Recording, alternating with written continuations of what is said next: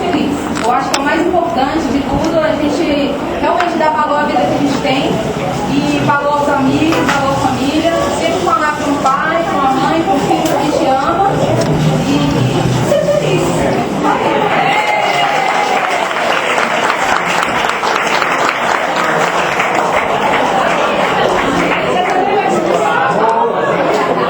Geralmente, gente, eu não gosto de discussão, tá?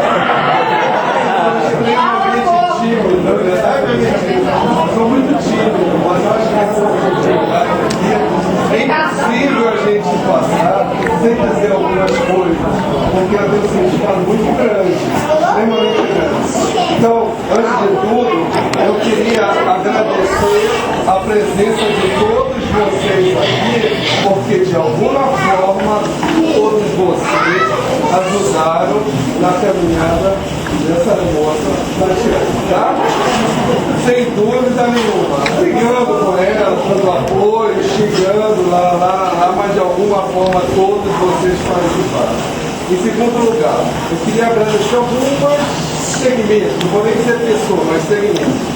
Antes de tudo, eu queria agradecer a dona Ana e a dona da casa, dos seus filhos, para os detalhes, a oportunidade de trazer inúmeros parentes, pessoas para nos reunirmos aqui, para oferecer uma homenagem a uma pessoa extremamente honrosa, e a dona Elza, que vai fazer a nossa 2 dias, que merece toda a nossa homenagem. Então, tudo isso que a gente dá, os parentes, em parte, oferecido pela dona Paz, pelos seus esposos, pelos seus filhos, eu aqui, ó. Aqui, não, você não conta muito.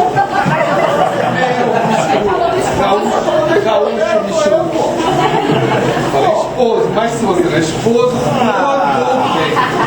em segundo lugar, eu queria também agradecer aos colegas da tarde, daqui presente, e sem essas pessoas, colegas que trabalharam com ela, que são seus colegas de trabalho, quantas vezes não ajudaram a Tati em plantões em trocas, em que ela ia ter trabalhar no outro dia, porque ela chorava,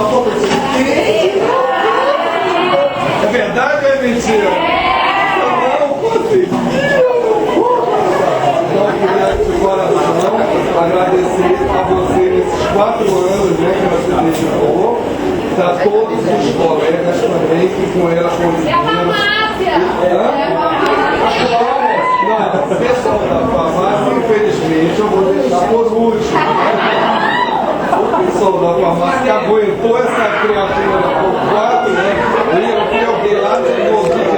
Quem que falar no DJ agora?